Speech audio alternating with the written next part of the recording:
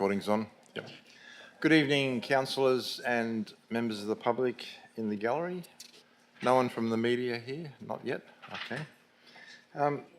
Before I begin the meeting, I've just confirmed the audio's on. Could I ask those in the public gallery to now switch off their mobile telephones and electronic devices in accordance with the conditions of entry to the Council Chambers Public Gallery.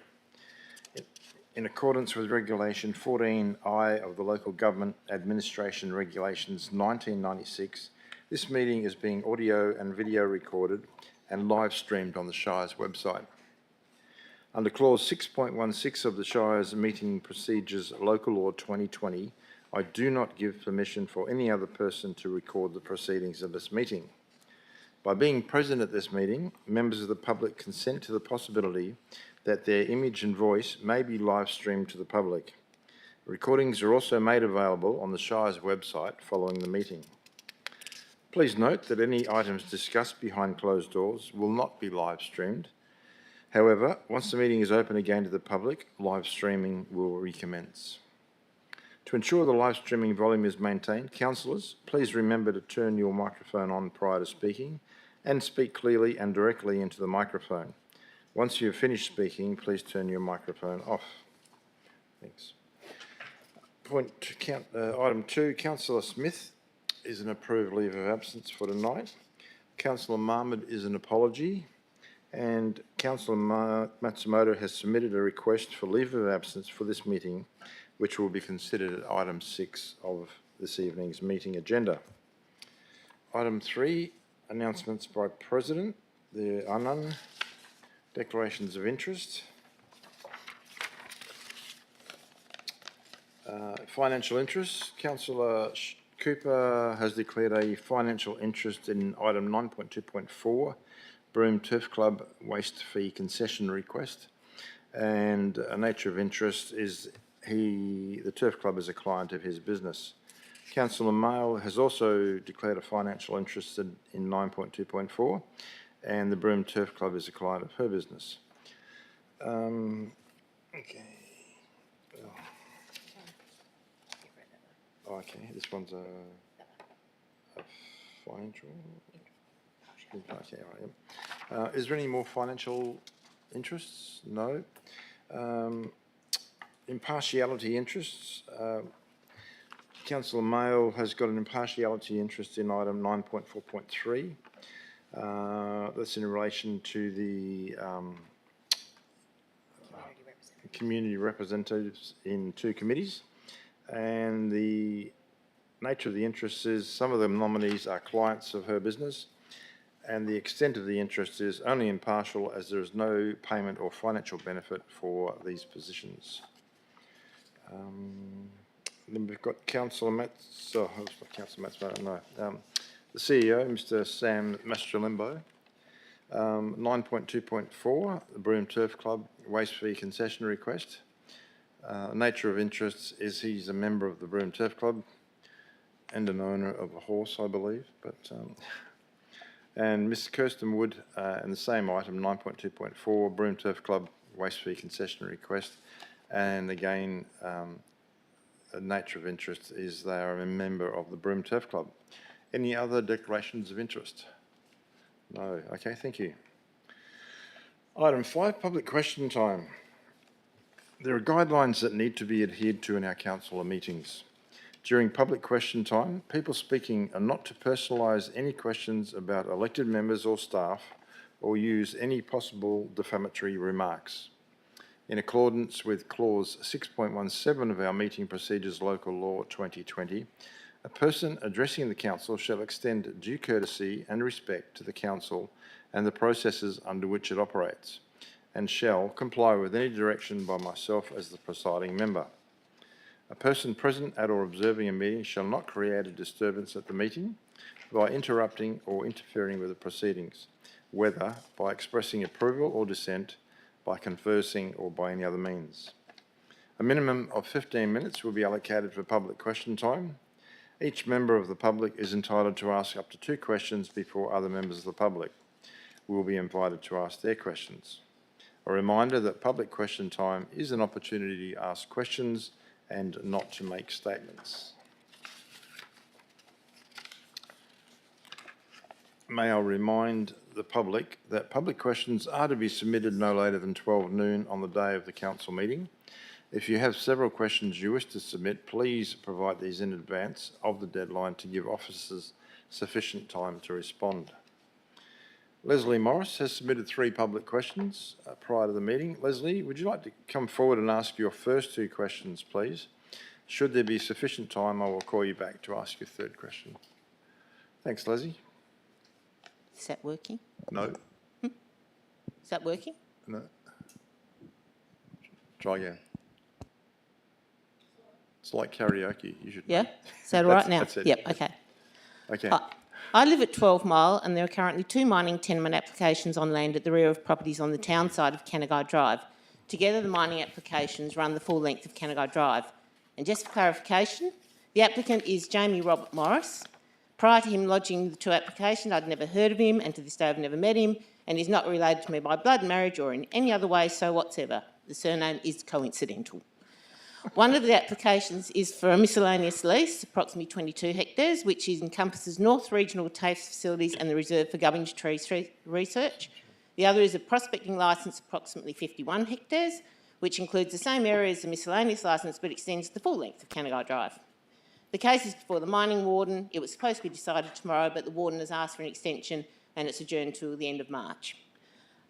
In July 2025, the Supreme Court of WA determined that Crown land, the subject of a miscellaneous licence, was rateable by local governments.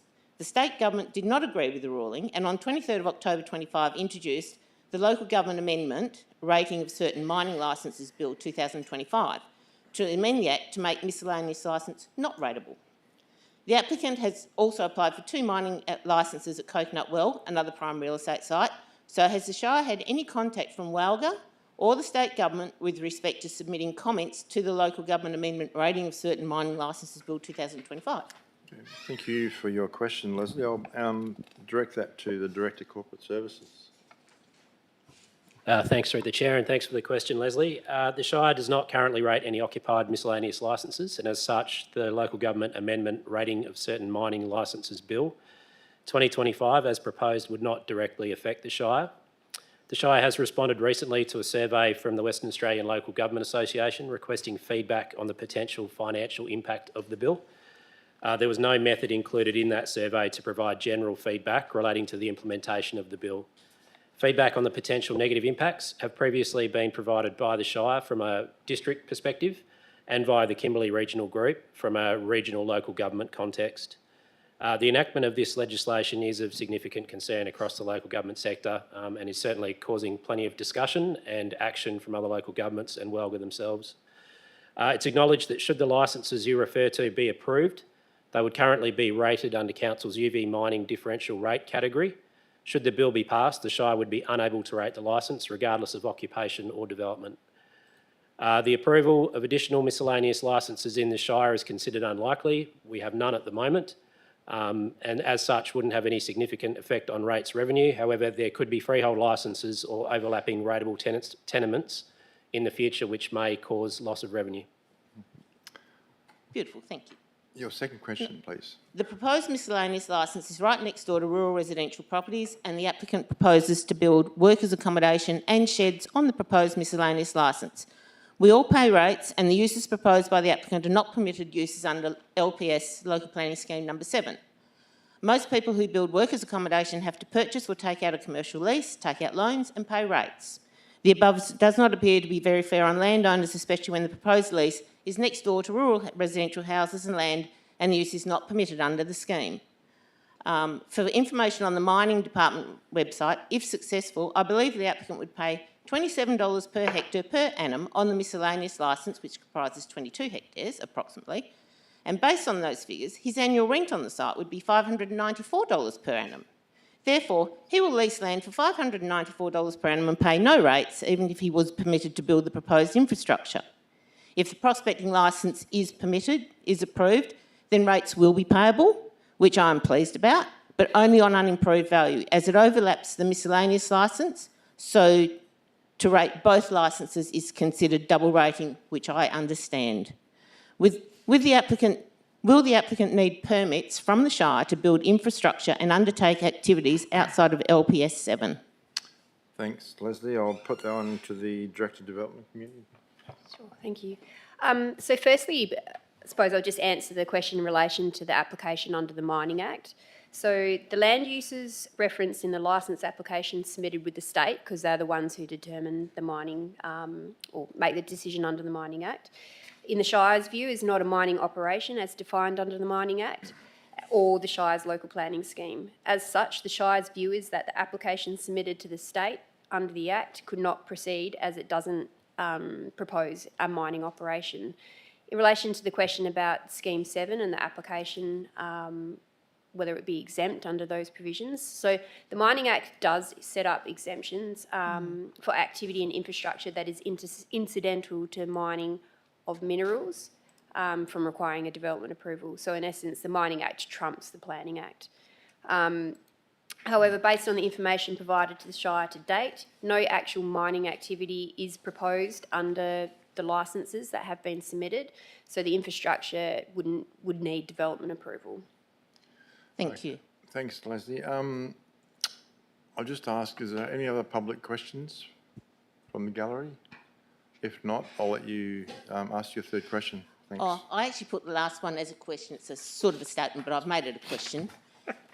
Am I able to thank the Shire and councillors for their support with our objections to these two claims? Your staff have been fantastic. They have provided information and an affidavit supporting our objections. Councillors who responded to my emails offered to meet with me and have continued to inquire as to progress. Thank you. We are truly grateful and appreciate all of your time, support, effort. Thank you. I'm sorry if I got upset, but it's pretty stressful for me. Thanks, Leslie, and yeah, thank you for those kind words to staff at the Shire. Okay, if there's no other public questions, I'll declare public question time closed.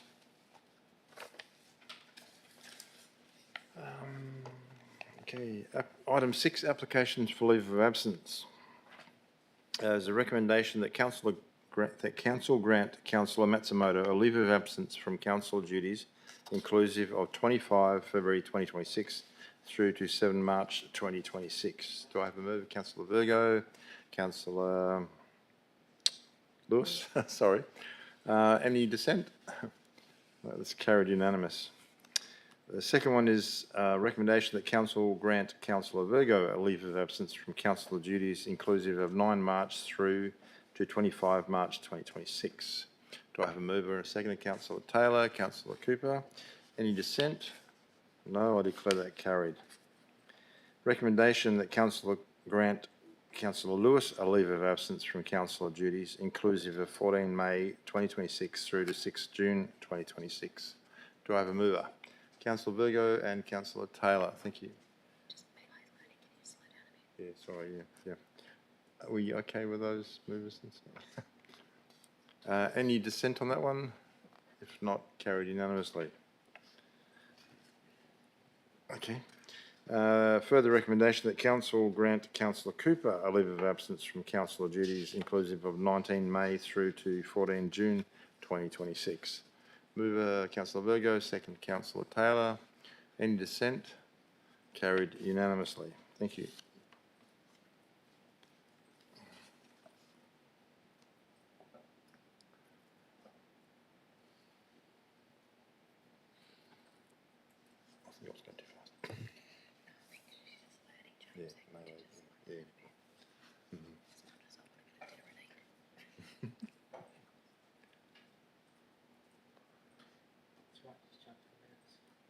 Okay.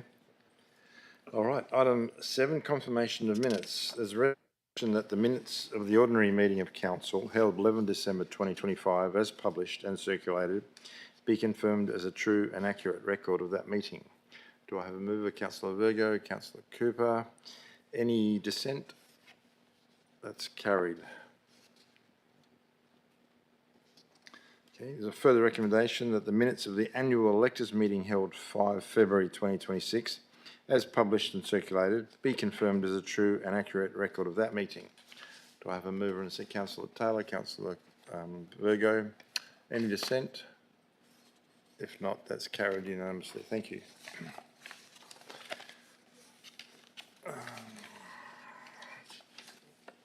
Item 8, presentations, petitions, deputations.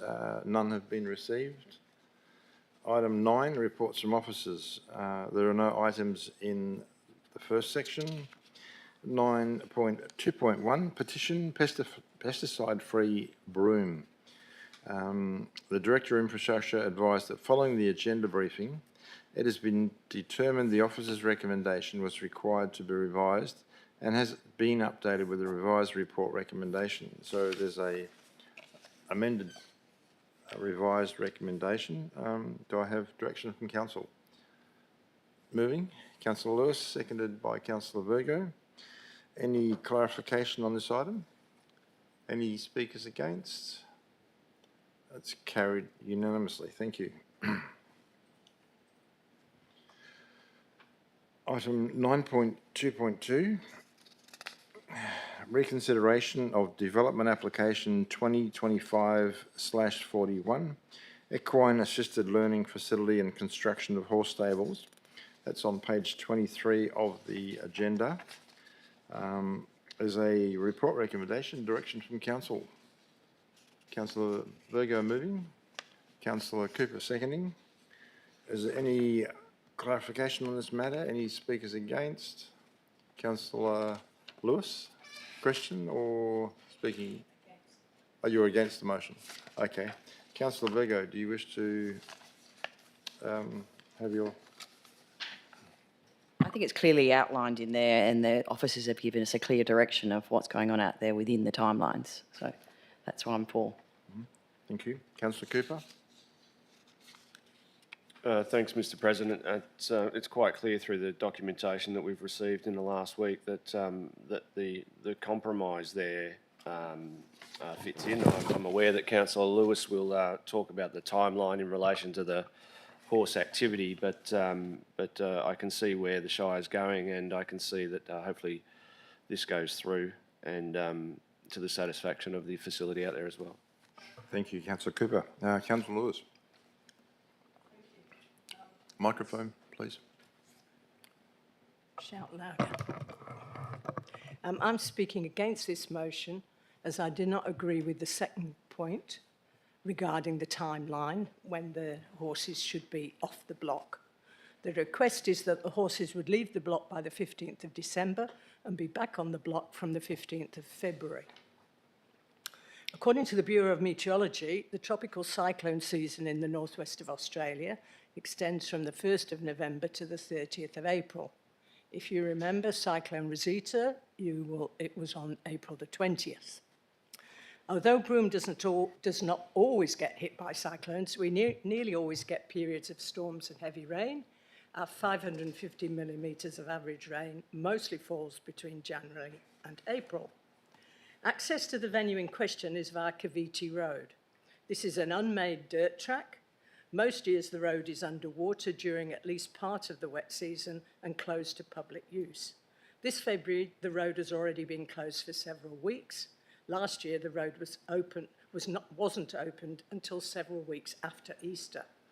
The closed road status is put in place by local government to prevent damage to the road, thereby containing the annual maintenance costs involved in grading and reprofiling it.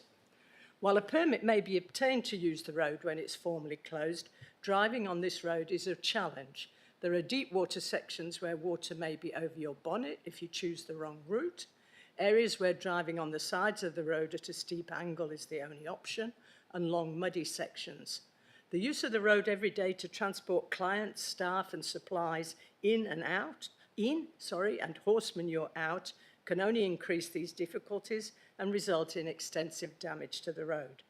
I've not had a chance to ask the Shire staff for a current figure for maintenance of Cavite Road after the wet, but I suggest if the approval is varied to allow horses residents from the 15th of February, then ratepayers should be made aware of the current cost and the potential increase from damage, as they will be the ones bearing the cost. Alternatively, the applicant could be asked to pay a maintenance fee to the Shire each year when the road is closed. An alternate route to the location that was regularly used by Miss Coffin, her staff and clients last year is a fire break track along the edge of the conservation estate managed by Nyambaburu Yaru. There are 2 tracks that begin at McDaniel Road, enabling drivers to head west to Cavite, cross that road and enter the lease site. I'm not aware that MBY has been consulted about the potential increased use of these tracks by vehicles in the wet season. Certainly, Ms Coffin has not provided any indication that MBY have agreed. Ms Coffin recently advertised for 3 staff positions. These, with Ms Coffin and her clients, could mean an additional 10 or even 12 return journeys on this fragile firebreak track every day. There are often large puddles which necessitate damage to vegetation as alternate bypasses are developed. More traffic not only increases the need for more bypasses as the existing ones get too muddy, but it also facilitates the arrival and spread of weeds and more litter into the conservation estate. In reality, I believe that when the horses and staff are on site, there is no certain safe way of getting supplies and support into them or to get them out if there's a period of heavy rain like we had 2 weeks ago, particularly if a cyclone advice is also issued. I'm also concerned about the health of the horses from February to the end of the wet. Whether the horses are standing in their new stable day and night while it rains, because presumably children will not be having classes in the pouring rain, or if they're released onto the block and are trampling into the mud into a bath, they're trampling it into a mud bath, this can't be good for any horse. Mosquitoes and sandflies are rife at that time of the year. Horses in a tin roof stable near a cliff top must be terrified during thunder and lightning storms. I would like to see a report from a veterinary professional advising whether it's safe and acceptable to keep horses in such conditions. An independent report from an equine specialist or a university veterinary centre, such as Murdoch or Melbourne, any organisation which is accustomed to providing impartial assessments. I also hope that Ms Coffin is required to submit an evacuation plan approved by the Shah or whoever manages emergency situations to be activated should a cyclone advice be issued. I'm assuming one has already been requested for a bushfire situation, which could possibly be relevant to our deliberations if horses are on the site in December. These are my concerns about changing the approval dates. Please note I've made no comment about the programme itself. I know little about it, and certainly I'm not qualified to comment. But I have spent 10 years between 2000 and 2010 undertaking bird research not far from Miss Coffin's site, so I know quite a lot about the challenge of operating in that area in the wet season. So I urge you to reject point 2 of the motion, defer a decision on this matter until the issues I've raised have been canvassed. I myself believe that the dates of the original approval already carried a measure of risk and should not be varied. Thank you, Councillor Lewis. Do I have another speaker against for the motion? Councillor Mayle. Sorry, I'll keep it brief. But this program is a very great program that Ms Coffin is undertaking for children. I personally know the struggles that she's had trying to get a site over many, many years coming to the Shire, stranded with nowhere to go. So the fact that she has been able to set up somewhere, I think, is commendable, and I think that we should be supporting it. A lot of these things, Councillor Lewis, that you bring up are hypotheticals, and I understand that they can be real risks, but they are hypotheticals and they are operational issues, potentially operational issues to the proponent. And I think that the ask to have the date extended just gives her flexibility to get her horses in and out as she sees fit, rather than a set date where we're coming at her, with an iron fist saying you're meant to be out by, X of November. So I think the flexibility provides her the ability to be able to get her horses out, when she sees fit. And I'm sure she would have considered incidences such as cyclones and bad weather and what she would do with her horses in that instance. So I support the motion. Thank you, Councillor Mayle. Any other speakers against the motion? Any other speakers for the motion? If not, I'll put the motion to the vote. Right of reply. Councillor Virgo. Sorry. Thank you. I think following on from what everyone else has said as well, the amount of time and effort that Julie has put into this and finding a place to hold this over the years has been very great. I think we're looking at, thank you for your information, but I also think that the rodeo grounds have horses all year round in this weather and that sort of stuff. And I have looked into this as well. The horses aren't here yet due to the weather. She's actually coming up at a later date. So I feel that she has taken the time to slowly work with the officers to get to where we are now. The officers have been very thorough. So I know that there is some other issues that are being dealt with, but I feel that Julie has taken the time to get where we are now. Thank you. Thanks, Councillor Virgo. I'll put the item to the vote. All those in favour? So, all those against? Okay, so it's 6-1? No, sorry, 5-1. Yep. So it's carried 5-1. Okay, thank you. 3, 4, 6, okay. Item 9.2.3, proposed permanent closure of the Charles Road, Mackenzie Road pedestrian access way. The Director of Development Community advises the report has been amended since publication. So there is a report recommendation there. Do I have guidance from Council? Councillor Berger moving, Councillor Cooper second. Do I have any clarification, any dissent? If not, that's carried unanimously. Thank you. Yeah, thanks. Item 9.2.4. Broome Turf Club waste fee concession requests, page 78. The Chief Executive Officer and Acting Director Development and Community have declared an impartiality interest in item 9.2.4, the reason being they are a member of the Broome Turf Club. They will both remain in the chambers while the item is being deliberated. However,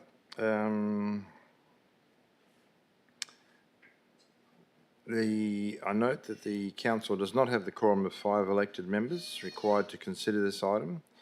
The administration did seek ministerial approval for a reduced quorum, however, due to timing that was unable to be achieved.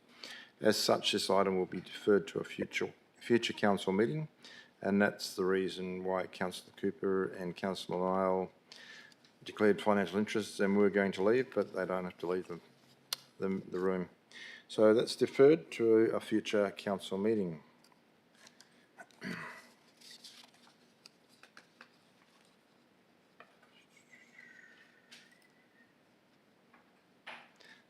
Okay. Item 9.2.5. Review of Local Planning Policy 5.25, Holiday House, on page 84. There is a report recommendation there. Do I have any direction from Council? Councillor Burgo moving, Councillor Lewis second. Any clarification on this item? Any dissent? If not, I'll declare that one carried. Thank you. We okay. Right, moving on. Prosperity. There is no items in this section. Performance 9.4.1. Ordinary meeting of Council, May 2026. On page 98, there's a report recommendation there. Do we have direction from Council? Councillor Virgo, Councillor Lewis seconding. Any clarification on this one? Any dissent? No? Okay, thank you. Item 9.4.2, Walga Draft Discussion Paper, Electoral Reform, page 101. There is a report recommendation there. Do I have direction from Council? Councillor Virgo, Councillor Cooper. Any clarification on this one? Any dissent? You speaking against? Sorry? Okay, Councillor Virgo, do you wish to speak on this one? Okay. No, Councillor Cooper? President. No, thanks, Mr. President. Okay, Councillor Lewis. My concern is that you've put 2 different items into one motion, and while I agree with one, I don't agree with the other. I think the report could be nuanced so that it showed that not everybody agreed. I noticed that the reports that come out from Walga show some councils agree, some they don't. I'd like this one to show, because all the people weren't there at the workshop to express their opinion, but sadly some of them aren't here again. Can we say that a majority, yes, you can just say that there's a majority, but it's certainly not an absolute majority, support compulsory voting, support voluntary voting. I vehemently support compulsory voting, as Councillor Matsumoto told me he did too before he went wherever he's gone. So is there no way that that motion can be amended to show that what does it actually say? I'm sorry, I haven't got the actual attachment open. It's notes the feedback received from council members. Yes, to council lodge a members. submission. It's what the submission And actually authorises says. to lodge a submission to the WA Local Government Association reflecting the position endorsed by council. Well, if the majority of council are in favour of it, that's a council position.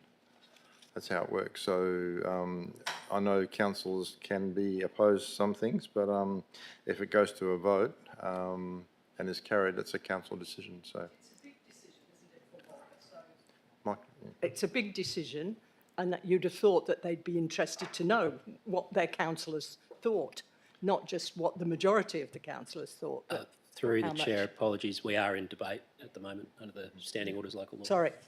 Okay, well, I'm against. okay. Anyone want to speak to the motion? Any further against? If not, I'll put them. Write a reply. I'll put the motion to the vote. All those in favour of the report recommendation, and all those against. That's carried 5-1. Thanks, Councillor Lewis. Okay, we'll get to the big one. Endorsement of community representation on the Arts and Cultural Reference Group and the Community Safety Working Group, page 118. An election by secret ballot will be required to take place for nomination of members. Elected members will be provided with a voting ballot paper.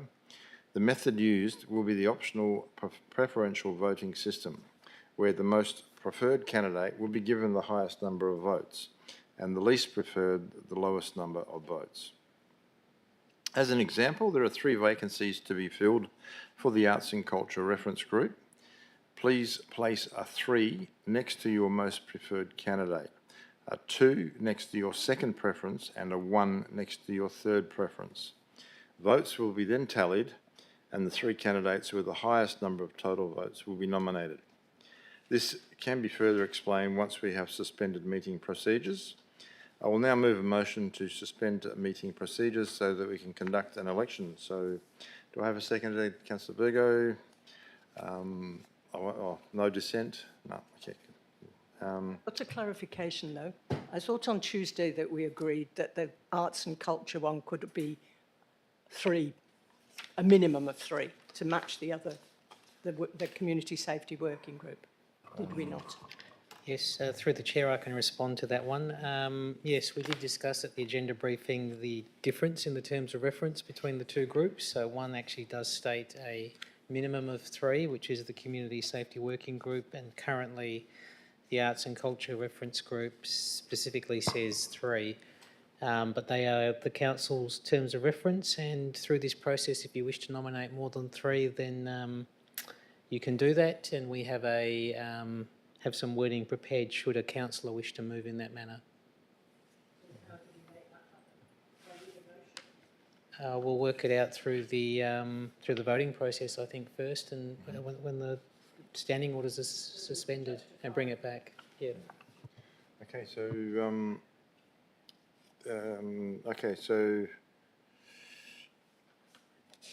we need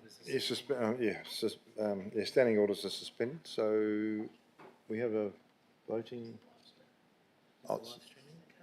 Sorry. Sorry. The meeting procedures be suspended at 5:35 p.m. to conduct a ballot for community.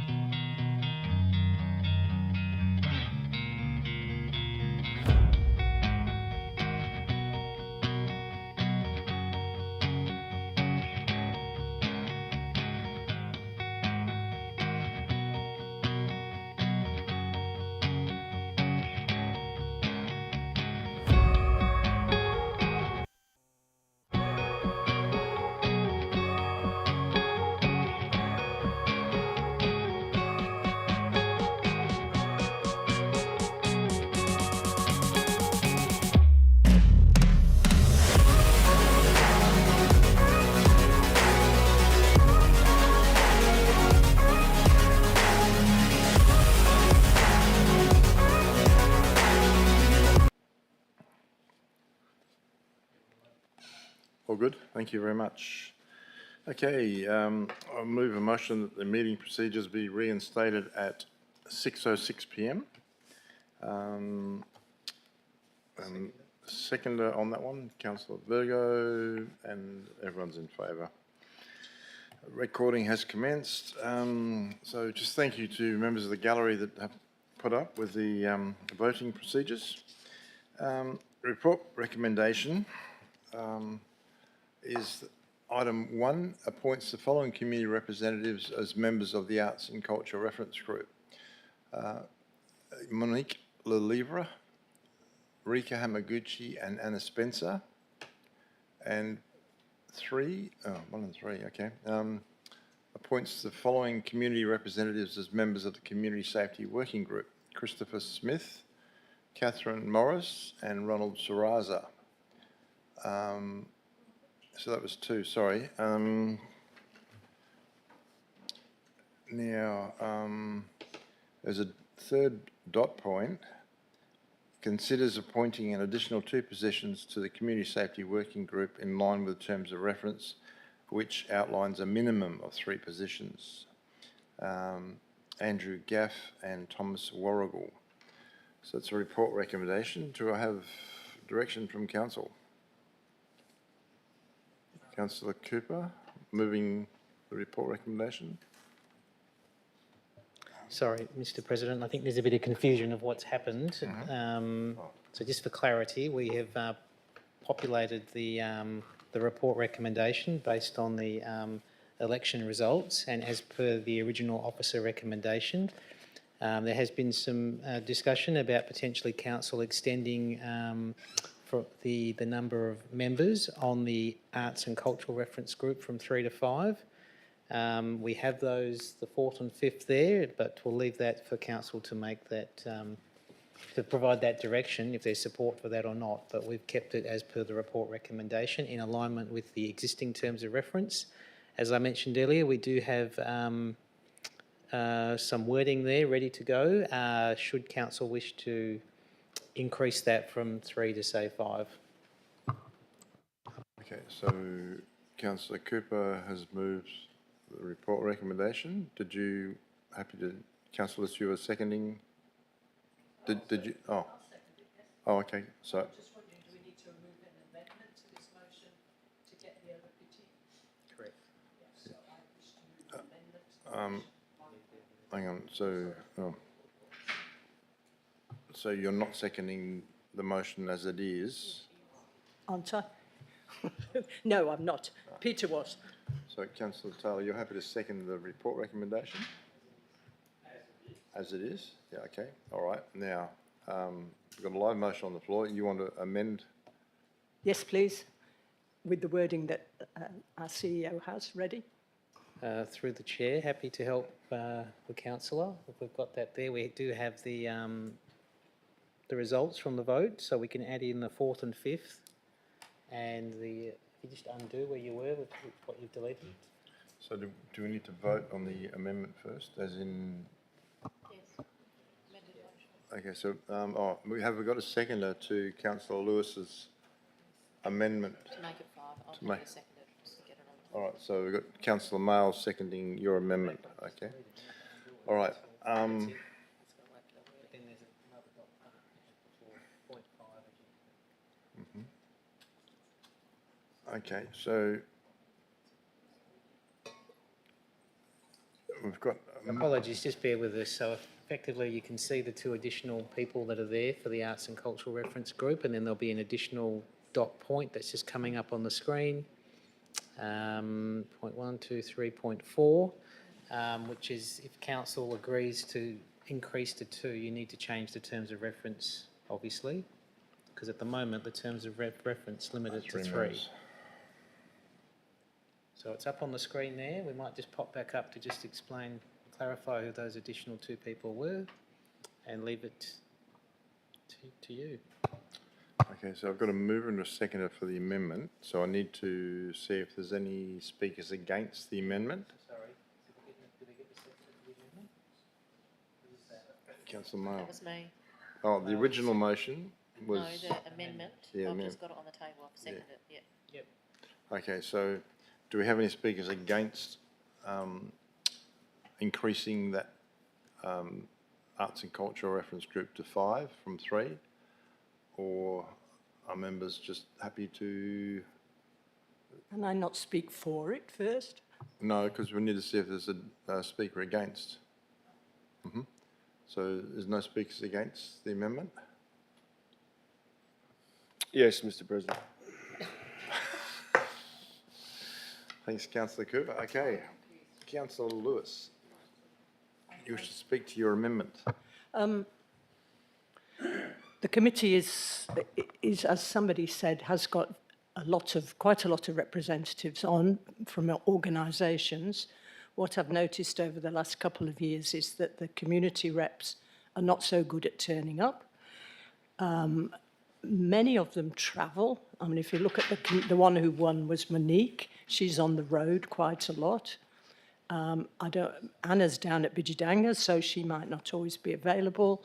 I just think having 5 gives a greater chance of having some community people actually in the room expressing their feelings. Okay, thank you. Councillor Mayo? Yeah, look, I'm happy with 3 or 5, to be honest. If it's just an additional 2, and there's been a lot of interest in this, which I think we should thank the community members for actually putting their hand up, because a lot of, it is voluntary. So I think that if we make it 5, why not? Happy to. Okay, Councillor Cooper? Thanks, Mr. President. I was lucky to serve on to attend the Community Safety Working Group for a couple of years, so I understand. Sorry, Councillor Cooper, it's the arts and culture. Yeah, I'm getting to that. I'll start again. So whilst I was on the Community Safety Working Group, I realised that the complexities of that, so I understand completely how that needs an extra 5 people, and I congratulate those that have got in and all the others that nominated. For the last year, I've been attending every Kimberley Art Network event, and I've also spoken to the public and presented awards at Kimberley Art Network events, and I think they're very well represented already, and I don't see the point for any more than 3 more to be on their committee there. I also get the point that Councillor Lewis said that they've already got plenty on there, but they just can't attend. So if they can't attend, they've still got plenty there anyway, so I just think it should stay the way it is. Thanks, Councillor Cooper. Do I have anyone wishing to speak for the amendment? Yes, thank you, Mr. President. I'll speak for it. I think it's always difficult, or usually difficult, getting people that want to represent their sectors there. And when we do have enthusiasm and maybe even a surfeit of people that want to get involved in what I think is one of the really, really important sort of cultural sectors of Broome, art and culture there. I'd like to see Broome be able to regain, I guess, its ascendancy in art in particular that it used to have 10, 15, 20 years ago. And if we've got community members out there that want to have ideas and want to contribute and want to engage with the Shire of this, I don't think we should be putting barriers in the way. In fact, I think we should be rolling out the red carpet for them. So I'm fully in favour of having the 5 rather than the 3. Thank you, Councillor Taylor. Anyone wishing to speak against? Do you wish to write a reply, Councillor Lewis? Well, only just to question Councillor Cooper. The Kimberley Arts Network is not the same as what we're talking about here. That's an organisation with a separate board, and they have 1 representative on this group. It's not the same thing at all. Okay, all right, thank you.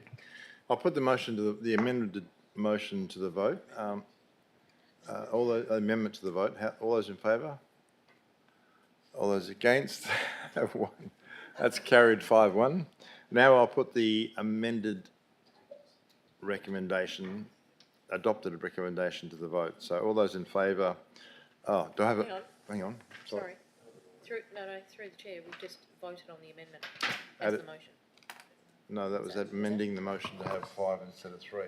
Oh, is that not part of the... Yeah, sorry, through the chair, just for clarity with the minute taker, we have council has voted on the proposed amendment, which was carried. We now go back to the substantive motion, which is on the screen there, which includes the two additional community members and the additional point 4 as the amendments. So,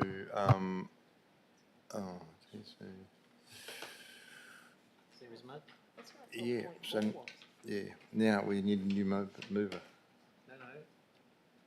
No, apology. You've got a mover. My records say that Councillor Cooper moved the original motion. Councillor Taylor seconded. We've just dealt with an amendment. Yep. So the amendment was carried. So that's now part of the original. It becomes the substantive motion, and now you need to vote on that. Okay, all right, so we have, okay. So all those in favour of the new motion, all in favour? Anyone against? Thanks, Councillor Cooper, okay. 5-1, carried 5-1, yeah. Because normally if it's amended, then it should be, You've got to deal with the amendment. yeah, I know, but you should have a new mover and motion for the fully amended motion. So, okay, all right, that's right, yeah, okay. Okay, thank you for that. Phew. I'm glad we don't have too many committees like that. Jeez. Moving on. 9.4.4. Monthly payment listing December 2025. Okay, so there's a recommendation there on page 146. Do I have direction from council? Councillor Virgo, Councillor Taylor, any dissent? No dissent, that's carried unanimously. Moving on to 9.4.5, monthly payment listing January 2026. Again, there's a recommendation there. Direction from council and Councillor Taylor, Councillor Cooper. Any dissent on this item? That's carried unanimously. Item 9.4.6, monthly financial report, December 2025. There's a report recommendation there. Do I have direction from council? Councillor Virgo, Councillor Cooper, thank you. Any dissent on this item? That's carried unanimously. Item 9.4.7, monthly financial report, January 2026. There's a report recommendation there. Do I have direction from council? Councillor Virgo, Councillor Taylor. Any dissent? No dissent, that's carried unanimously. Moving on to item 9.4.8, the minutes and recommendations from the Audit and Risk Improvement Committee held February 19, 2026. Do I have direction from council? Councillor Virgo, Councillor Mayle, any clarification? If not, declare that one carried. Moving on to item 10, reports of committees. There are none. Item 11, notice of motion with notice. There are none.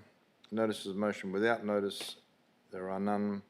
Item 13, business of an urgent nature. There is none. Item 14, meeting closed to the public. There are no items. Moving on to item 15, meeting closure at 6:20 p.m. Thank you for those in the gallery for attending. Yeah, have a good night. Thank you all. Ta. Thanks, Wow, Chris. good, good. So that's Christopher's up for that. So this little flow chart is your Yeah, Bible. yeah, but So you get to here, you've got a mover, a seconder, you've got a yeah, amendment. So I the know, but amendment comes see, here, Sean moved the seconded. original motion though, No, yeah. and then it got amended by someone else. Actually, no, it wasn't. I had mine, Cooper. It should have been Taylor and Cooper. Yeah, Yeah, you get to there. yeah, and but then, that's it. Yeah, complete fusion. Yeah, Speak, yeah, yep. Done deal. Yep.